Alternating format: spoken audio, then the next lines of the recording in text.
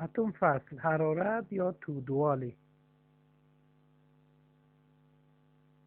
حرارت گرمی ده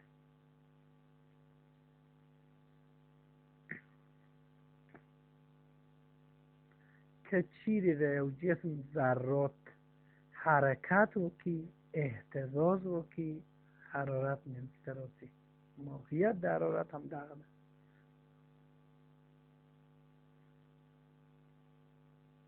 دل تلی دل کیزی کلچه ده دید تچکش پرده اوسپنه بانده و هلکیزی بیا هم حقدای چه ضربه تحمل کوی حقدای حرارت اخلی یعنی مش حرارت که وهلو سره یا پر به قوه پذیری هم حرارت منسترات لایشه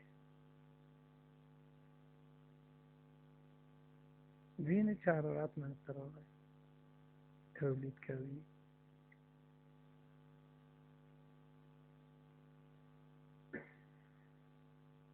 در تعاملات کیمیایی پذیری هم حرارت پیدا کردی لحاظ حرارت میخانیکی خاصیت داری کیمیایی ده احتراق هم یا عملیه کیمیایی ده چرا هغه پذیری حرارت تولید کردی تولید حرارت به جریان برق پذیری هم صورت مومی تلك شديدة کیزی برقی بخوری و چه حرارت تولید کوی گروه ده برق هم حرارت تولید کوی لحاظ حرارت ده کیمیایی خاصیت پذیریه ده تعامل کیمیایی پذیریه برقی خاصیت ده حرکت پذیریه ده دوران پذیریه من سراتلایشی دلتا ترخون یو دول سر تماس کوی ده یو دول سر تکرخوری وینو چه حرارت پیدا کوی ده مقاومت پذیریه حرارت من سرات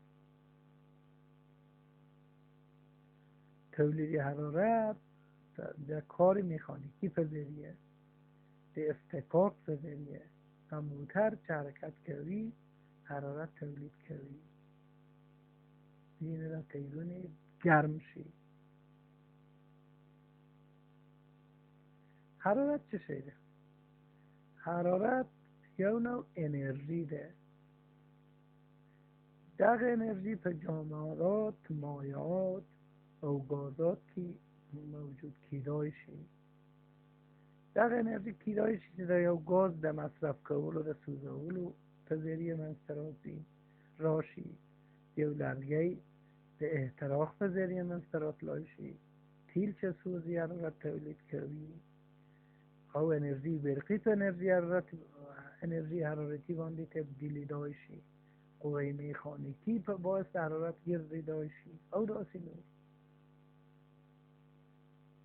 حرارت سنج درجه د حرارت چه شیده لکه موږ دلته وینو و دغه حرارت سنج وایو حرارت سنج دغه یو باریک نل ده چې درجه لري د دې کې سیماب اکثرا یو مایع ده مخصوصا د دې مایعاتو نه سیماب چې واچول شي بهتر وي هغه په یو محفظه کې کله چې هوا ګرم شي هغه هم ګرمي تحمل کوي چې ګرم شو حجم د مایع ډیریږي او دغه پر د کوچنۍ نل کې پورته شي او درجه د حرارت او دغه د څه شي اندازه کیږي معمولی حرارت سنج کله چې آب جوش وي هغه نل ورته قطه کویه او آخرین درجه د جوش اوبه دلته وینو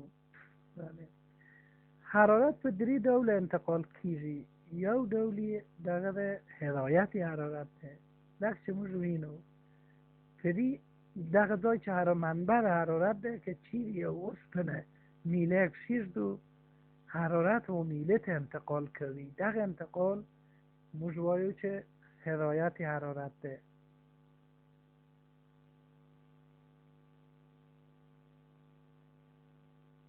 هدایت حرارت پیو دلته لیدل کیږي هم مختلف توګه انتقال کیږي لکه چې لیدل کیږي دلته جوش اوبه په دې دغه اوبه چې ډېر جوش شي په دې نلونو کې جریان پیدا کوي او دا میله وینو یو یې لرګی دی، یو یې اوسپنه دی، یو یې سور دی، یو یې مس دی، یو یې المونیم دی. انتقال د حرارت په دې فلزات کې په هر یو مقدار په ځینې سرعت لري، لهذا انتقال حرارت په جسم کې تړلی دی. د هغه جسم د نوعیت سره وینو چې د لرګی په طول کې حرارت نه انتقال کیږي. قابلیت هدایت حرارت یعنی فلزات گرم کیږي په تدریج سره او حرارت جذبوي. قابلیت هدایت د قابلیت هدایت څخه په ورځنی ژوند کې موږ کولای شو استفاده کیږي.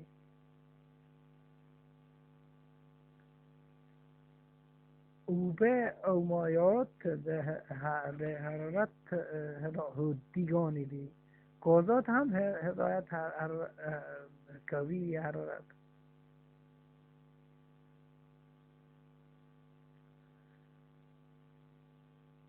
او دلته موږ په طریق د جریان حرارت هدایت دلته وینو چې ظرف ته تر لاندې ورده او په ظرف کې اوبه ده په دې لوښي. اوس که اوبه ګرم شي لاندې ګرمیږي، هغه برخه چې ګرم شي حجم ډیر شي، ذرات پورته شي و یخ ذرات یې ښکته راځي.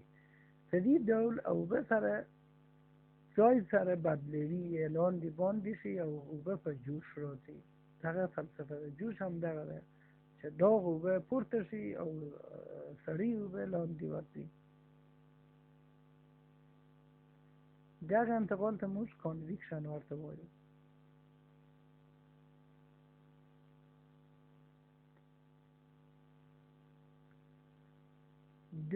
او حرارت تشعشع په ذریعه هم لاسته راځي. کیدای شي مثلا چې د لمر وړانګې پر مځکه باندې لویږي، مځکه ګرم کیږي. کیدای شي چې مثلا په لاره په هر ځای چې پر یو سطح باندې چې لمر لویږي، پر هغه سطح باندې چې انعکاس کوي هغه ځای ګرم شي، تودیږي.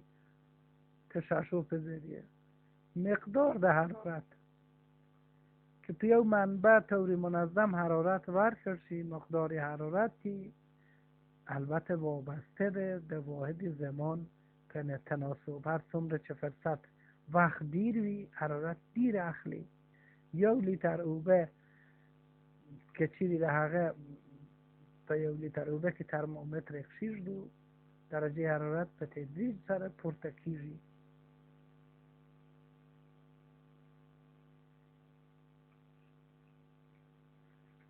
واحد عملی مقدار حرارت عبارت د کالوری ده. کالوری هغه مقدار حرارت ده که چیرې 1 گرم اوبه حرارت ورکړ شي او هغه حرارت 1 درجه پورته کوي. 14.5 تر 15.5 پورې وده ته 1 کالوری حرارت وایي. مقدار حرارت